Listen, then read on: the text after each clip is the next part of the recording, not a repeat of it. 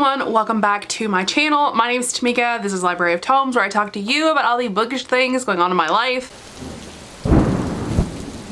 Today I am bringing you my June wrap up. I needed to wrap up all the books that I read in June.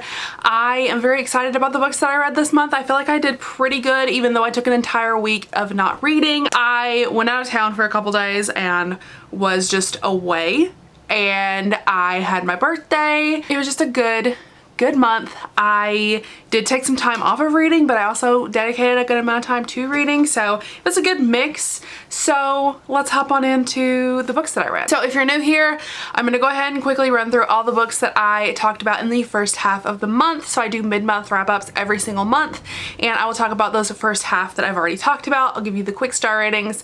That way you can, if you want full thoughts, you can go to that video, and then we'll talk about the other books that I read this month. I read Witching Moons by Poppy Woods. I gave this a 4.5 star. I read The Raven Boys by Maggie Stiefvater. I gave this a 5 star. I read My Best Friend's Exorcism by Grady Hendrix. I gave this a 3.5 star. I read Devil's Line Volume 1. I did not rate this one. I also read The Christmas Pact, which I gave 4 stars. I read Can't Stop Cursing You Volume 1. I gave this 3 stars. I also read Malice by Natalie Bennett, and I gave this a 3 star. And lastly, I also read Dickified Island, and I gave this a 5 star. So I'm gonna talk about the manga really quick. I didn't have a ton of other genres that were in the second half of the month.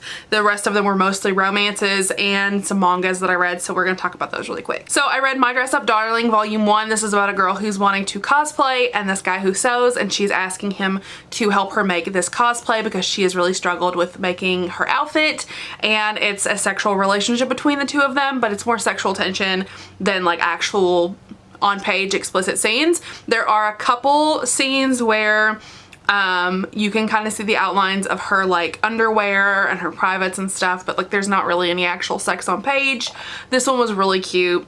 I really enjoyed it. I did get volumes 1 through 3 while I was out. I did go to the bookstore. I made a trip to the bookstore. So I did get the first 3, and I did read this first one while I was actually out of town, and I quite enjoyed it. I thought it was a really fun experience.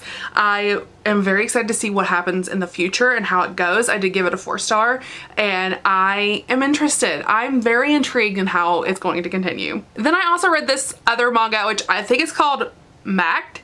I think that's how you pronounce it, but this is a very explicit BL manga. This one is about this teenage boy who has like a really weird kink where he likes to actually eat people, and he summons a demon, and the demon agrees to let him eat him, and in exchange the demon kills him.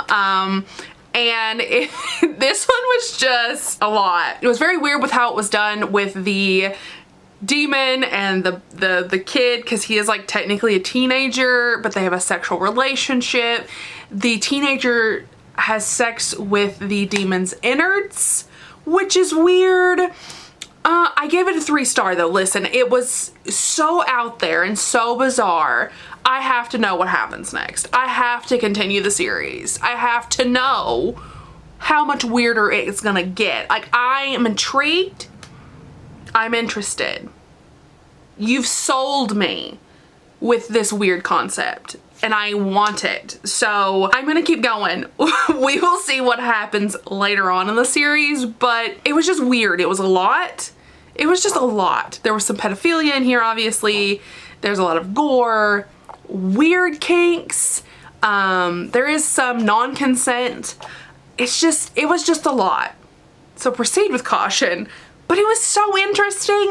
If you've read it, you understand what I'm saying. There's not much more I can say about this manga without completely spoiling it for everyone. But it was just so weird. It was so weird, slightly in the best way. And those were the only 2 manga that I read in the second half of the month. The rest of them are all romances. So then I read Under Her Bed by Mina Shea. This was a novella. It was about 15 pages. This is about this woman who has a monster under her bed that she has sex with. That's it. That's all it is. It's about a woman who has a monster under her bed, who has lived under her bed her entire life, and she has sex with it. That's it. That's it. That's all it is. Izzy made me do it, okay? I gave it 5 stars because of how ridiculous it was, and that was the only reason I needed it. I also read Priest by Sierra Simone. This was my first Sierra Simone, which I was really excited about. I was excited to get to Sierra Simone. I know that so many people adore her books, and I wanted to see where I fell. Obviously, Priest was our Taboo Book Club book pick for June, and I had such a fun time reading this book. I did listen to it on audio, and I really loved the narration from both characters. I did not think this was gonna go where it went. I had a lot of good discussion with Shay specifically about this one, but this one follows Tyler Bell and our heroine Poppy, and he is a priest in the church, and he has dedicated his life to the church, and there's some like family trauma regarding the Catholic Church, and some of his family is completely out of the church, and some of his family is still religious but like don't want to be involved with the church. And then there's him, who is obviously a priest, and then we have Poppy, who's coming and is trying to kind of find her way in this new situation that she's in, and there is such an immediate attraction between the two of them, and it is so hard for them to deny each other, and it was such a fun story. And I know that we had a lot of conversations about this one. Specifically, we went into spoilers and things, but the one thing I want to take away from that conversation, and if you want more in-depth thoughts about how I felt about Priest and also how Shay felt about Priest, then go watch the live show. But I want to say here, the one thing that I really enjoyed about Priest, and the one thing I wasn't expecting, was I was really expecting Tyler Bell to fall away from his religion.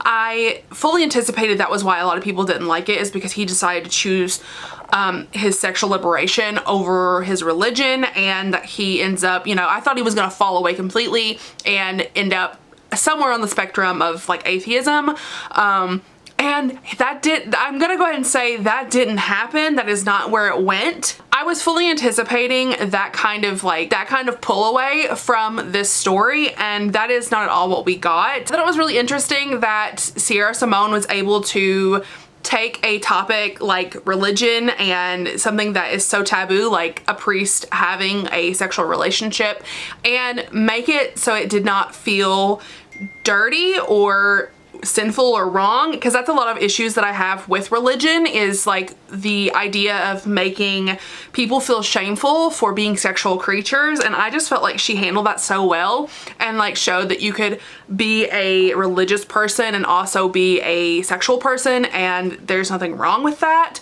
So I just really enjoyed how that was done, and I lived for the steamy scenes in this. Like the way that the chemistry between them was off the charts. It was absolutely phenomenal, and I highly enjoyed it. I am definitely going to be continuing the series, and I cannot wait to get to Sinner. I know that is supposed to be Izzy's favorite, and I cannot wait to get a copy of Priest. This was so good. I am very excited to continue with Sierra Simone now. I understand the hype. I get it. I get it, okay? So I loved it. It was fantastic. So the one issue that I did have, I gave this a 4-star instead of a 5, is the reason I gave it a 4 instead of a 5 was I did feel like the way that the breakup happened, I'm not gonna share how. It's a 3rd act breakup. We know that this happens in romances. The one thing I will say I didn't love was the way it happened, and it was just a trope that you all know that I don't like. It was cheating, but it wasn't cheating. It was very weird. I didn't like it. It was my least favorite thing. Like, we could have done it any other way, I thought. Other than that, it was a great read. I really enjoyed it. I'm gonna talk about 2 really quickly because I'm going to forget names and kind of like some plot points with these, and I can't say much because these are both novellas. They're both by Whitney G. There's Can You Come Over and 30 Day Boyfriend. 30 Day Boyfriend is about an executive assistant who has to go into this contract with her boss to be his 30-day wife because he needs like a better family-like image. This one was adorable. I loved it. The characters were super cute. I really liked how they acted together. I really liked the hero and the story that kind of happened with like the history between them and the reveals that happened. It was very adorable. Really enjoyed it. It was a fake dating boss employee situation. It was really good. Definitely recommend Whitney G for everyone. Give this a 4-star. I just love Whitney G. She is absolutely amazing. She writes so good romance, such good romance, so good romance. She writes such good romances, and I love them every single time that I read them. So yes, Can I Come Over is about a steamy romance author who has like a pen pal on this like letter writing website, and Turns out it's a dad's best friend because she finds out that the guy that she's talking to is her dad's best friend. They end up meeting up. They have like some like skittish behavior at first, and then they're like, oh, you know, just let's go full speed ahead. And yeah, it was delightful. It was fantastic. I really liked it. It was a dad's best friend done well, and that does not happen very often. So please read Whitney G. She's amazing. She is so phenomenal. And I love her so much. And then lastly, I read Punk 57 by Penelope Douglas, which if you have been around my channel for any time at all, you know that I loved Birthday Girl and I hated Credence. So I said, you know what, I'm gonna give her another shot. I don't want to try Tri-Six Venom or Tris-Six Venom next because I've heard mixed things about that one. I want to go on one that I have heard positive things about. I went into Punk 57 with an open mind, but I was still kind of skeptical. I wasn't 100% sure how I was gonna feel just because this is a bully romance and it's set in high school. I don't typically like high school books, but I gave it a shot, have an open mind about it. And I was in love with Misha, as well as Misha and Ryan, who are pen pals. Teachers end up swapping the genders around, thinking that they are the opposite gender, so they end up becoming pen pals. They end up continuing having conversations and like exchanging letters with one another, but never really interacting on actual social media or meeting up in person. They never really know what each other looks like, and they wanted to keep this allure of like not really knowing who each other are. But they didn't want to mess up the idea of what they had of one another in their heads. And this is what I'll say about this, because if you want full thoughts on this, I did go completely in depth. I did an entire vlog where I read Punk 57 by Penelope Douglas, and I will say here are my full thoughts on it. The full thoughts that I have are I really enjoyed this, and I did not expect to. I was pleasantly surprised with the way the bully romance was done. I was pleasantly surprised with the build-up of the characters. I didn't have an issue with the way a lot of things were done because I felt like she actually pulled off a lot of the things she was trying to do. And I go completely in depth about why I liked it, but I didn't like Credence in that vlog. But essentially, she actually built the relationship up between Misha and Ryan, and I freaking loved them. And there was a scene where Misha literally pulls Ryan into his lap and licks her throat and says that she tastes like shit. And I was just like, sir? What? Okay. And she's pissed, and I'm over here like, do it again.